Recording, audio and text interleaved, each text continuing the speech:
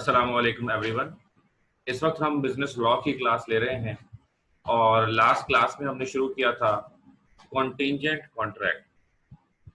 तो last class से onward हमारा जो चल रहा है दैट इज कॉन्टिंजेंट कॉन्ट्रैक्ट। और ये ज़रा ये भी मुझे बताइएगा कि लास्ट क्लास में हमने कहाँ तक इसको पढ़ा था। तो इसेंशियल्स ऑफ कंटिंजेंट कॉन्ट्रैक्ट हम पढ़े थे शायद। Contingent event to be uncertain, collateral event fourth तक हमने पढ़ लिया था, हैपनिंग और और non happening with a fixed time. happening of uncertain event, right? Or non-happening of uncertain event, okay. Depends on human action. ये I think यहाँ से हमें बात शुरू करनी, right? Yes sir. Okay. चलो, तो वो बच्चे जो लास्ट क्लास में अवेलेबल नहीं थे उनके लिए भी मैं थोड़ा सा बताता चलूं कि इस वक्त हम पढ़ रहे हैं कॉन्टिंजेंट कॉन्ट्रैक्ट। ये एक हकीकत पर मबनी कॉन्ट्रैक्ट होता है। इसके बहुत सारे मुआहदे कर रहे हैं लोग और इसको अदालत में चैलेंज भी किया जाता है। बहुत सारे कॉन्टिंजेंट कॉन्ट्रैक्ट होते हैं। कॉन्टिंजेंट कॉन्ट्रैक्ट क्या होते हैं? अगर आपने ये कर लिया तो मैं आपको ये चीज दे दूंगा। इसकी एक रियल एग्जांपल अभी देते हुए फिर आगे बढ़ते हैं। बहुत ही रियल एग्जांपल मैंने सोची कि आपको जरूर बताऊंगा कि ग्रीन लाइन कराची में बनी। आप सबने ग्रीन लाइन देखी। ग्रीन लाइन सुरजानी टाउन से शुरू होकर टावर तक जा रही है। इतना लंबा रोड, ठीक है जी। अब इतने लंबे रोड पर कितने रुपए खर्च हुए होंगे भाई? ये जो वाटर पंप का पुल है हमारा, ठीक है ना, या ये नागन चौरंगी का जो पुल है, ये अरबों रुपए का प्रोजेक्ट है। ये सिर्फ एक नागन चौरंगी पर, जो सिर्फ एक चौरंगी पर बना हुआ है, अगर वो प्रोजेक्ट बिलियंस में आ गया है, 5 अरब रुपए में आ गया है, 10 अरब रुपए में आ गया है, तो जरा सोचिए कि वो पुल जो सुरजानी टाउन से शुरू हो रहा है और वो कहां जा रहा है, वो टावर जा रहा है, उसकी लागत कितनी होगी? नंबर 1। दूसरा, इतनी बड़ी लागत को किस तरीके से उन्होंने, किस मैकेनिज्म के जरिए उन्होंने फॉलो किया होगा, ठीक है ना। यानी भाई कोई प्रोसेस होगा ना, कोई प्रोसीजर होगा कि भाई ऐसा तो नहीं है कि अगर मिसाल के तौर पर 400 अरब रुपए का ये प्रोजेक्ट है, अब 400 अरब रुपए क्या एक साथ दे दिए होंगे? हाँ बनाओ। अब अगर आप किसी को किसी प्रोजेक्ट को कम बनाने के लिए 400 अरब रुपए दें तो वो क्या करेगा? वो ये करेगा कि वो 400 अरब लेगा और किसी ऐसे मकाम पर शिफ्ट हो जाएगा जहां से उसकी वापसी क्या हो जाएगी? नामुमकिन। तो अब हमें ये भी क्या करना है? हमें ये भी कंफर्म करना है कि वो साथ साथ बनाता रहे। हम उसको 400 अरब रुपए भी एक साथ नहीं देते, बल्कि हम उसको ट्रेंचेस में देते हैं, थोड़े थोड़े करके देते रहते हैं। और ये सारी की सारी पेमेंट किस कॉन्ट्रैक्ट पर बेस करती है? अब आ गया मैं अपने मुद्दे पर कि वो सारी की सारी जो पेमेंट होती है वो कॉन्टिंजेंट कॉन्ट्रैक्ट पर बेस करती है। क्या मतलब? भाई फला जगह पर आप प्लिंथ डालेंगे, इतने करोड़ रुपए हम आपको देंगे। ये वाले सरिया डालेंगे, इतने करोड़ रुपए देंगे। ये वाले पिलर डालेंगे, इतने करोड़ रुपए देंगे। ये वाली फिनिशिंग होगी, इतने करोड़ रुपए देंगे। यानी उसमें सारी शराइत और पेमेंट का मेथड दोनों साथ साथ लिखे होते हैं। तो ये कौन सा मुआहदा होता है? ये बेसिकली कॉन्टिंजेंट कॉन्ट्रैक्ट होता है। इसे क्या कहते हैं जी? कॉन्टिंजेंट कॉन्ट्रैक्ट कहते हैं। अच्छा, अब आई होप सो कि बात क्लियर होगी। अब कॉन्टिंजेंट कॉन्ट्रैक्ट यानी कि एक बहुत ही अहम कॉन्ट्रैक्ट है और इसकी बाकायदा तौर पर जरूरत है। जरूरत क्यों है? मैंने आपको ये भी बताया कि भाई वो भूल जाएंगे, पता ही नहीं लगेगा कि बेसिकली होना था, ऐसा नहीं होना था। फ्रॉड होने का खतरे, अगर कॉन्टिंजेंट कॉन्ट्रैक्ट को माइनस कर दिया जाए तो बहुत ज्यादा फ्रॉड होने का खतरा भी दरपेश हो जाएगा। अब ये अच्छा चलें घर बनाने में, ये तो बहुत बड़ी मिसाल, मैंने बहुत बड़ी मिसाल आपको दे दी। एक घर बनाने में, ठीक है ना, 120 गज का जो घर है, ग्राउंड प्लस 2 बनता है 70 लाख रुपए में। हमारे एरिया में 70 लाख रुपए में बनता है, ठीक है। अब अगर आप किसी ठेकेदार को आपने डायरेक्ट 70 लाख रुपए उसके अकाउंट में ट्रांसफर कर दिए, क्या अब वो आपका पूरा मकान बनाकर आपको देगा? नहीं। एक ईमानदार शख्स भी होगा तो उसके भी दिमाग में बेईमानी का कीड़ा आ जाएगा और वो क्या करेगा? ही विल डेफिनेटली शिफ्ट, कहीं चला जाएगा, कुछ भी करेगा। अच्छा, अगर बहुत ही अच्छा भी हुआ ना तो वो रुला रुला कर बनाएगा। अब ये जो ठेकेदारी का कॉन्ट्रैक्ट होता है ये भी कॉन्टिंजेंट होता है। इसमें क्या होता है, इतना काम करोगे, ये बेसमेंट डालोगे 5 लाख, इसको टैंक बनाओगे 5 लाख, ये बनाओगे 5 लाख, ये बनाओगे 5 लाख। इसमें भी बहुत सारी ट्रेंचेस में कम से कम 5 लाख 5-5 लाख करके ये पैसे दिए जाते। ठीक है, तो what we are talking about, we are talking about contingent contract. ठीक है जी। अच्छा, अब यहां तक बात पहुंच गई थी पॉइंट नंबर 3 तक, depends on human action. Contingent contract किस पर बेस करता है? ह्यूमन एक्शन पर बेस करता है। सो according to section 34 of the act, when the contract is contingent upon a way of persons act in unspecified time in future, then the contract becomes void when such person does any act which renders it impossible to happen in the future. ये कौन सा है? यानी कि ये कोई आम line नहीं मैंने पढ़ी आपके सामने। दरअसल मैंने क्या पढ़ा आपके सामने, मैंने आपके सामने पढ़ा कॉन्ट्रैक्ट, मैंने आपके सामने पढ़ा मुआहदा, मैंने आपके सामने वो कानून पढ़ा जो पाकिस्तान में इस वक्त राइज है और उसका दफा 34 के तहत सेक्शन 34 के तहत ये कहता है कि when the contract is contingent, यानी कि जब कोई कॉन्ट्रैक्ट जो है वो कॉन्टिंजेंट हो जाता है, यानी किसी न किसी शर्त पर मबनी हो जाता है, upon a way of persons act, और किसी खास बंदे के अमल के ऊपर हो जाता है। खास बंदे का अमल मतलब भाई टैंक कौन बनाएगा? इंसान बनाएंगे ना। जमीन कौन खड़ी करेगा? इंसान करेंगे। सर्विस कौन देगा? इंसान देगा। अगर तुमने 3 महीने मेरे इंस्टीट्यूट में पढ़ा दिया तो मैं तुम्हें इतने पैसे दूंगा। अब इस तरह के भी मुआहदे हो सकते हैं। तो ये कॉन्टिंजेंट होगा ना, सर्विस पर, एक्शन पर, ह्यूमन एक्शन पर बेस करते हैं। Person act in unspecified time in future, then the contract becomes void. अच्छा, ये कभी भी अनस्पेसिफाइड टाइम के लिए नहीं हो सकते। कोई भी बात होगी, it needs to be specific time. इसका टाइम क्या होना चाहिए? स्पेसिफिक होना चाहिए कि भाई इतने वक्त के अंदर ये काम हो जाना चाहिए। अगर हम उसमें टाइम स्पेसिफाई नहीं करते हैं तो फिर क्या होगा, समझ में ये बात नहीं आएगी कि इस पर अमल कब होना चाहिए और कब इस पर बेसिकली अमल करना है। तो इसलिए इसमें ये कहा जाता है कि नहीं, इसमें टाइम स्पेसिफाई होना चाहिए। 1 महीने में करना है, 2 महीने में करना है, 5 महीने में करना है, जितने भी अरसे में करना है आप उसको क्या करेंगे? आप उसको मेंशन कर देंगे। ठीक है जी, okay. Unspecified time in future, then the contract becomes void. और अगर अनस्पेसिफाइड टाइम होता है तो कॉन्ट्रैक्ट क्या हो जाएगा? वॉइड हो जाएगा। When such persons does any act which renders it impossible to happen in the future. अच्छा, क्या होता है अगर कोई बंदा ऐसा कुछ कर दिया उसने कि वो क्या हो गया, अब फ्यूचर में वो हो ही नहीं सकता। भागने की बात होती रेस में, लंगड़ा हो गया, टांग कट गई, ठीक है ना। अच्छा, इसकी बात हो चुकी है, इसकी मैंने मिसाली शादी वाली शायद मैंने समझा दी थी, मुझे जहां तक याद आ रहा है। आगे बढ़ते हैं। हैपनिंग और non happening within fix time. Let's check chat में 2 मैसेज आ गए। Enforcement of contingent contract rule. Contingent contract sir human action भी याद करने पड़ेंगे बेटा। मैं आपको इसका सेपरेट बताऊंगा कि आपने कितना याद करना है। मैं इसके बारे में आपको बताऊंगा, सबको सब सुन लें कि मैं क्वेश्चन दूंगा। आज भी जैसे ही हमारी क्लास एंड होगी इसी आईडी पासवर्ड से आप दोबारा लॉगिन होंगे। उसमें मैं एक मुकदमा आपके सामने रखूंगा और आप लोगों के मैं थोड़ा सा आप लोगों से थोड़ी डिस्कशन होगी उसके अंदर। अच्छा, इसका बी पढ़ते हैं ना, बल्कि ए हमने पढ़ चुके हैं जहाँ तक मुझे याद आ रहा है। Happens within fix time की बात होगी। अब पॉइंट बी पढ़ते हैं। कॉन्टिंजेंट कॉन्ट्रैक्ट टू डू और not to do anything if a specified uncertain event does not happen.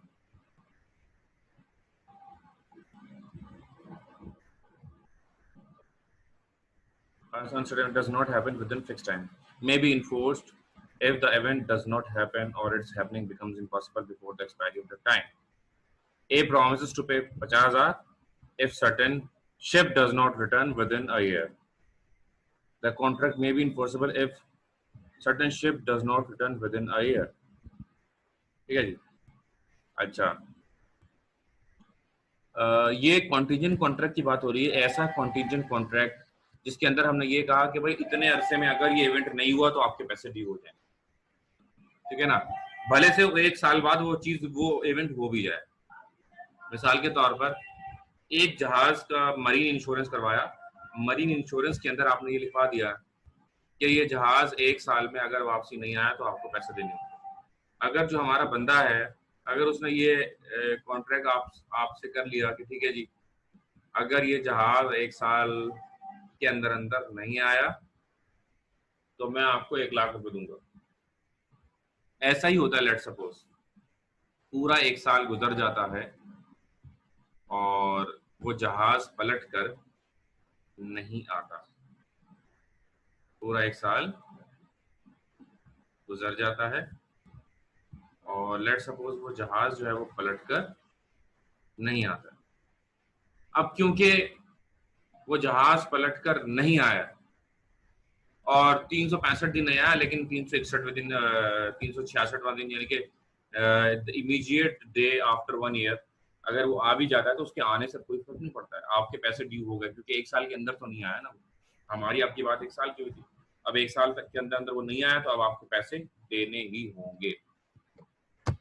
ये बात इसमें की गई है। Contingent contract if does not happen with in fix time, कभी कभी फिक्स टाइम की बात कर दी जाती है और जब फिक्स टाइम की आप बात कर देते हैं तो उसमें ऐसा होता है। Okay, next, contingency based on happening of an impossible event. Contingency based on happening of an impossible event. Contingent agreements to do or not to do anything if an impossible event happens are void. कोई भी ऐसा contract जिसके अंदर कोई impossible type की, impossible event type की कोई चीज भी शामिल हो जाए तो वो कॉन्ट्रैक्ट ऑटोमेटिकली खत्म हो जाता है, वॉइड हो जाता है, उसकी कोई हैसियत नहीं रहती। ठीक है जी, अगर कोई इवेंट जो है वो इम्पॉसिबल हो, ठीक है ना। A agrees to pay 1000 if B will marry A's daughter, ठीक है ना। C was dead at the time of agreement, the agreement is void। भाई बी की शादी सी से अगर हो जाए तो मैं उसको पैसे दे दूंगा बी को, लेकिन सी तो मर गई। अब एक मरी हुई औरत से तो शादी नहीं हो सकती, तो ये क्या हो गया, इम्पॉसिबल। तो इस कॉन्ट्रैक्ट की कोई वैल्यू नहीं। अब मिसाल के तौर पर जी कोई खातून नूरजहां की डेथ हो चुकी है, अब मैं बोलूँ कि फला बंदा नूरजहां से शादी कर ले, मैं उसको 2 करोड़ रुपए दूंगा, तो ये कॉन्ट्रैक्ट हो ही नहीं सकता क्योंकि नूरजहां की तो डेथ हो गई है। कोई भी औरत अगर किसी की डेथ हो चुकी है तो उससे रिलेटेड कोई मुआहदा शादी वादी करने का इम्पॉसिबल है। यानी कि ये तो मैं एक मिसाल दे रहा हूँ, मुर्दे को जिंदा कर देना, अगर तुमने मुर्दे को जिंदा कर दिया मैं तुम्हें 5 लाख रुपए दूंगा। अब इस कॉन्ट्रैक्ट की कोई वैल्यू ही नहीं है, क्यों? क्योंकि दैट इज बेसिकली इम्पॉसिबल। एक इम्पॉसिबल इवेंट है तो वो हो ही नहीं सकता। कानून में किसी इम्पॉसिबल इवेंट की गुंजाइश नहीं। अच्छा, अगला सवाल अब हम शुरू करेंगे। ये है आपने जो याद करना है, सिर्फ 3 पॉइंट मैं आपको कहूंगा, ये आप याद कीजिएगा। अगर जो चाहे कोई स्क्रीनशॉट भी ले ले फौरन। Explain the difference between contingent contract and wagering, ये लिखते हैं यहाँ पर। मैं भी सवाल लिख देता हूँ, एक्सप्लेन, तो बड़ा करके लिख देते हैं।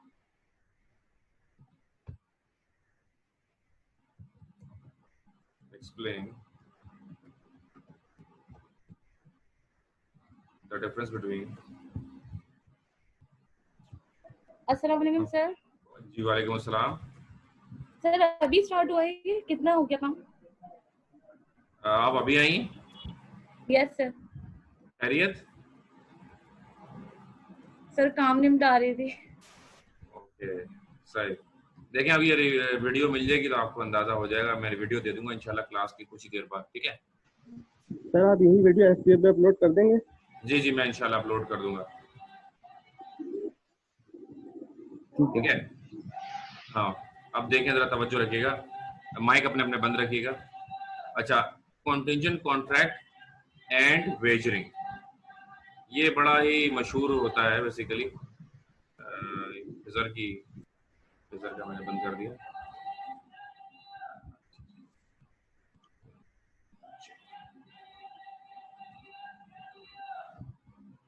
सर ये पीछे से सब्जी वाले की आवाज आ रही है, माइक ऑफ करवा दें इसका। सब्जी वाले का सर ये आपके पीछे से बोल रहा है, मेरा ख्याल है। बेटा जी मेरे पीछे सब्जी वाला है और ये माइक ऑफ है। क्या करें यार, वो भी अपना कमाने निकला हुआ है, अभी क्या कर सकते। और ये वाला माइक ऑफ नहीं हो सकता। हाँ वो माइक ऑफ है। Okay okay, explain the difference between contingent contract and wagering. अब उसकी आवाज देखे, मैं थर्ड फ्लोर पर बैठा हूँ, वो ग्राउंड फ्लोर पर होगा कहीं, मैं थर्ड फ्लोर पर बैठा हूँ इस वक्त, और उसकी फिर भी इतनी आवाज आ रही है, मैं क्या कर सकता हूँ। Explain the difference between contingent and wagering. पहला difference, a contingent contract is a valid contract. एक कॉन्टिंजेंट कॉन्ट्रैक्ट क्या होता है, एक वैलिड और एक कानूनी कॉन्ट्रैक्ट होता है। इसकी मैंने बहुत सारी रियल एग्जांपल्स दी आपको कि एक कॉन्टिंजेंट कॉन्ट्रैक्ट की जो है ना कानून में अहमियत भी है और इसकी वैल्यू भी है, ठीक है ना, इसको अदालत में चैलेंज भी किया जा सकता है। तो contingent contract is something that is very legal, right. But what about wagering? Wagering के डिफरेंस बताने से पहले मुझे आपको ये बताना होगा कि वेजरिंग एग्रीमेंट होता क्या है। शर्त लगाना, बेटिंग लगाना। मिसाल के तौर पर भाई हमने दो लड़कों को लड़वा दिया आपस में, एक तलहा को लड़ा और इदरीस को, सॉरी तलहा और खिजर को लड़वा दिया आपस में, या तलहा और मुनीब को लड़ा दिया आपस में। अब दोनों में हम बोल रहे हैं भाई अगर तलहा जीता मैंने कहा मैं 200 रुपए दूंगा, आपने कहा अगर इदरीस सॉरी अगर खिजर जीता तो मैं 200 रुपए दूंगा। ये बैटिंग लग गई। पाकिस्तान इंडिया का मैच हो रहा है, मुर्गों की लड़ाई नहीं होती। मुर्गों की बिल्कुल बिल्कुल, मुर्गों की भी लड़ाई होती है, और मुझे लग रहा है आपने भी कोई मुर्गे लड़वाए होंगे आपकी वजह से। तो देखें कोई मुर्गा वुर्गा तो नहीं लड़ाया आपने। चलिए अब मेरा माइक कर दिया बंद, लेट मी कंप्लीट। अच्छा तो contingent contract is a valid contract, इसकी कानूनी वैल्यू होती है। अच्छा मुर्गों पे वाकई में बैटिंग लगती है, 5-5 हजार, 10-10 हजार, 20-20 हजार रुपए मुर्गों पे लग जाते हैं। छोड़े खैर, पाकिस्तान इंडिया की टीम की हम बात करते हैं। पाकिस्तान और इंडिया का मैच हो रहा है, आपने पाकिस्तान पे लगा दिए 2 लाख रुपए, मैंने लगा दिए इंडिया पे 2 लाख रुपए। तो इस तरह के भी ये जो वेजरिंग एग्रीमेंट्स होते हैं। अच्छा पाकिस्तान में ये it is void agreement, Pakistan में, इंग्लैंड में ये वैलिड होता है। यानी कि कुछ ऐसे कंट्रीज हैं हमारे, कुछ ऐसे कंट्रीज हैं हमारे जहां पर ये वैलिड होता है, इसको वैलिड समझा जाता है। तो it is a void agreement. Wagering क्या है, शर्त लगाना। क्या हमारे यहाँ वॉइड है, शर्त लगाने की कोई कानूनी हैसियत पाकिस्तान में नहीं। सही है जी। अच्छा तो रेसलिंग में लगती है बैटिंग, क्रिकेट में लगती है बैटिंग, घोड़ों पर लगती है बैटिंग, मुर्गों पर लगती है बैटिंग, ठीक है ना, और पता नहीं कहाँ कहाँ बैटिंग लगती होगी, वो तो इतना मुझे पता भी नहीं है शायद। अच्छा number 2, in a contingent contract parties have real interest in the happening or non-happening of an uncertain event, ठीक है ना। यानी कि कंटिजेंट कॉन्ट्रैक्ट दो पार्टीज के अगर दरमियान होता है, उन दोनों का डायरेक्ट इंटरेस्ट होता है उस इवेंट के होने या ना होने से, ठीक है ना। मिसाल के तौर पर मैंने रोड दिया बनाने के लिए, आप वो कंस्ट्रक्शन कंपनी है जिनको मैंने रोड बनाने के लिए दिया। अब मेरा और आपका जो कॉन्ट्रैक्ट है बेसिकली, मेरा आपका जो कॉन्ट्रैक्ट है basically, we are directly in relationship with that contract, ठीक है जी। अब वो कामयाब अगर हम होते हैं उसमें या हम नाकाम होते हैं, ठीक है जी, चाहे वो होता है नहीं होता, तो हमारा दोनों का इंटरेस्ट है। मैंने पैसे दिए आपको वो बनाने के लिए पुल, और आप बनाएंगे तो आपको पैसे मिलेंगे। तो we both have direct link and direct relation, direct interest with the contract. लेकिन अब पाकिस्तान इंडिया पे अगर मैं बैट लगाता हूं कि भाई इंडिया जीता मैं इतने दूंगा, अब अगर इंडिया जीतता है या इंडिया हारता है, मुझे क्या नुकसान हो रहा है, अपनी मेरी जात को क्या नुकसान हो रहा है? कोई नुकसान नहीं भाई। 2 मुर्गे लड़ रहे हैं, कोई भी मुर्गा जीत जाए मुझे क्या, ठीक है ना। कोई 2 घोड़े भाग रहे हैं, कोई भी घोड़ा जीत जाए मुझे क्या, उसमें मेरा डायरेक्ट इंटरेस्ट नहीं होता, बल्कि वो मैं बेट लगाकर अपना इंटरेस्ट क्रिएट करता हूं, ठीक है। तो parties have no interest except the win और लॉस ऑफ बेट मनी। तो उसमें क्या होता है, पार्टीज का एक्चुअली कोई इंटरेस्ट नहीं होता सिवाय इसके कि उनकी बेट लगी हुई होती है। Next is in a contingent contract the future uncertain event is collateral to the main agreement. In contingent contract the future uncertain event is collateral to the main agreement, यानी कि जो आने वाले वक्तों में हम जिस इवेंट का होना या ना होना एक्सपेक्ट कर रहे हैं, उससे हमारा मुआहिदा जुड़ा हुआ होता है कि अगर वो होगा तो एग्रीमेंट रहेगा, अगर नहीं होगा तो एग्रीमेंट खत्म हो जाएगा मिसाल के तौर पर। तो we have direct relation with it, ठीक है ना। अब इसमें क्या होता है बैट के अंदर, but in wagering agreement the uncertain event is a sole determination factor of agreement, यानी कि उसके होने में भी एग्रीमेंट रहता है, उसके ना होने में भी एग्रीमेंट रहता है। कॉन्टीजेंट कॉन्ट्रैक्ट क्या है, अगर होने में रहेगा तो ना होने में नहीं रहेगा, अगर ना होने में रहेगा तो होने में नहीं रहेगा। मिसाल के तौर पर भाई जहाज डूबेगा तो पैसे दूंगा, जहाज डूबेगा तो पैसे दूंगा, अगर जहाज नहीं डूबेगा तो पैसे भी नहीं दूंगा, सही। अब वहां क्या है वेजरिंग क्या है, जहाज डूबेगा मैं पैसे दूंगा, जहाज नहीं डूबेगा आप पैसे देंगे, तो वहां पर कहानी उल्टी हो जाती है। आ रही बात समझ में, तो ये चीज भी बताई गई।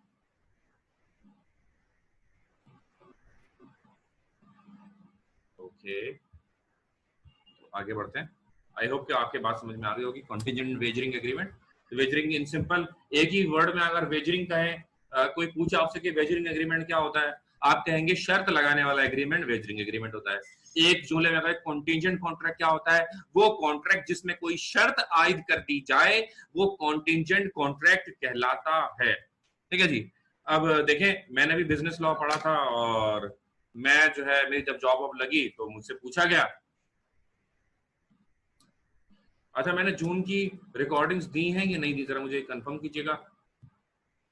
अगर नहीं दी तब भी मुझे मैसेज चैट में बता दें। मैंने जून की सारी लिंक्स देने का कहा था, बिल्कुल आपको कहा था, नहीं दी है। ओके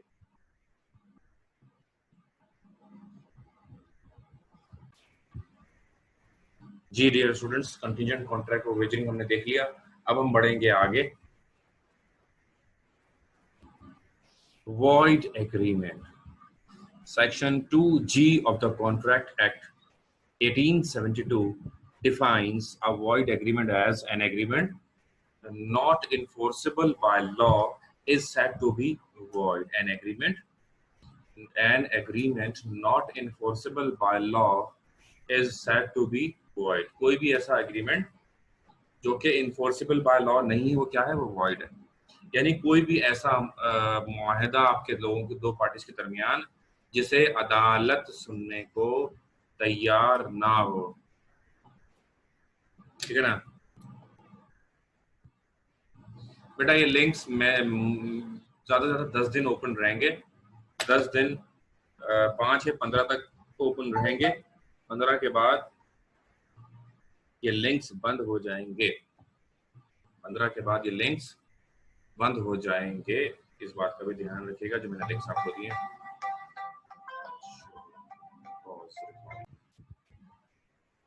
ओके तो वर्ड एग्रीमेंट के बारे में हम बात कर रहे थे कि वर्ड एग्रीमेंट क्या होता है। Section 2G of the contract act 1872 defines कि कोई भी ऐसा एग्रीमेंट जिसे अदालत सुनने को तैयार नहीं है वो क्या है, वो वर्ड एग्रीमेंट। मिसाल के तौर पर मैंने कहा कि मैं जैसे ही लॉकडाउन खुलेगा, जितने बहुत तवज्जो से रिकॉर्ड हो रही है मेरी बात, जैसे ही लॉकडाउन खुलेगा मैं आप सब लोगों को शिप पर लेके जाऊंगा और वहां खाना खिलाऊंगा।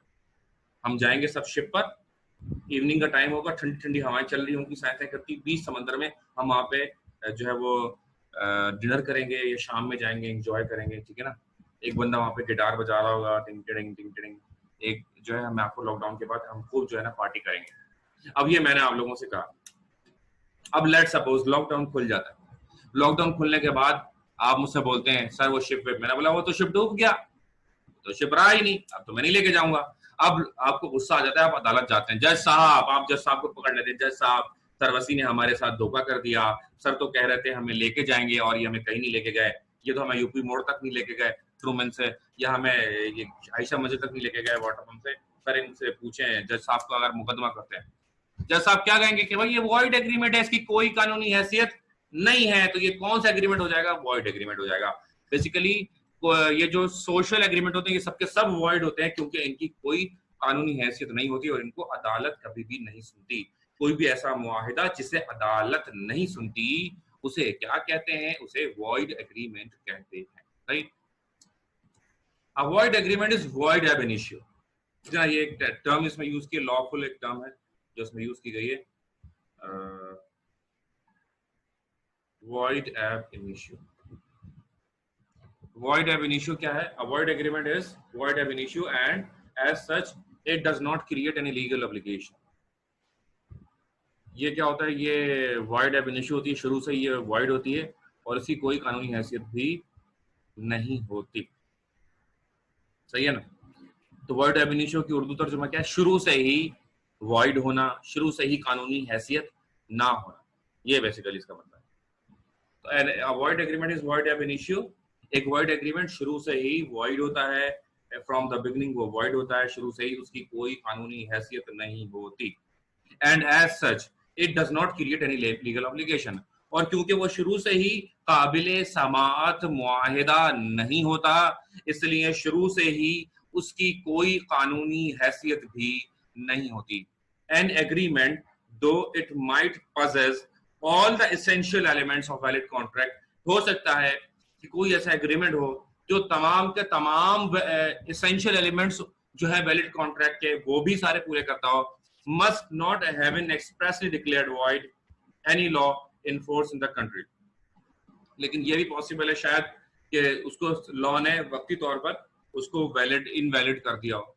मिसाल के तौर पर दाल एक्सपोर्ट करना, चावल एक्सपोर्ट करना, कंप्यूटर एसेसरीज एक्सपोर्ट करना, चीनी एक्सपोर्ट करना, आम एक्सपोर्ट करना, ऑरेंज बनाना एक्सपोर्ट करना, इन तमाम चीजों पर भी वक्ती तौर पर कभी कभी पाबंदी लग जाती है। ठीक है ना? ठीक है ना? अच्छा, तो दोबारा सुन लें कि 10 डेज की हमारी वीडियोस पर वो है पाबंदी है, 10 दिन आप देख सकते हैं, 10 दिन के बाद ये ऑटो पे बंद हो जाएंगे। उसकी वजह ये कि आई वांट कि आप पिछली चीजों को ना रगड़ें, आपने आगे बढ़ना है। बस 10 दिन में उसको 10 बार देखें, 1000 बार देखें, उसके बाद आपको मैं आगे की वीडियोस दूंगा ना। अब क्या होगा, 15 जुलाई आ जाएगी, फिर जुलाई भी खत्म हो जाएगा, मैं जुलाई की वीडियोस आपको सारी दे दूंगा।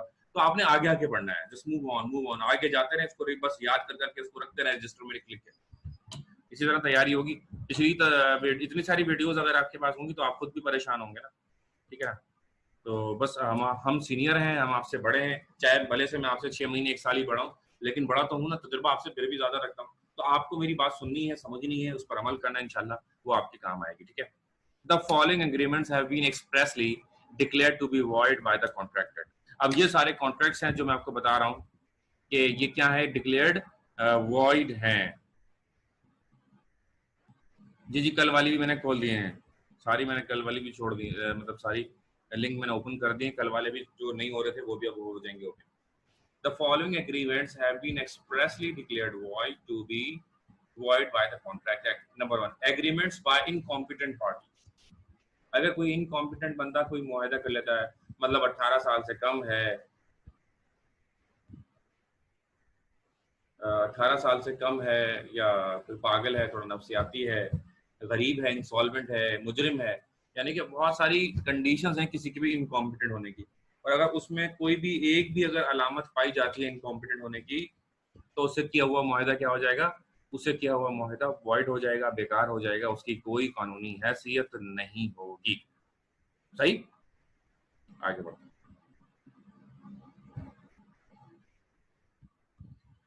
एग्रीमेंट बाय इनकॉम्पिटेंट पार्टीज के बाद है agreement made under mutual mistake of fact.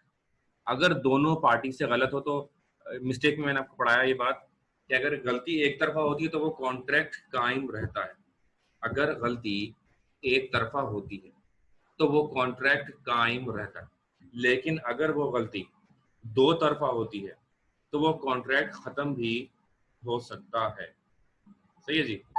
तो इसमें ये बताया गया कि वो कॉन्ट्रैक्ट क्या हो जाएगा, वो कॉन्ट्रैक्ट खत्म हो जाएगा, क्योंकि दोनों ने गलती कर दी ना। दोनों बोलेंगे यार दोनों ने गलती कर दी, चलो मिसाल के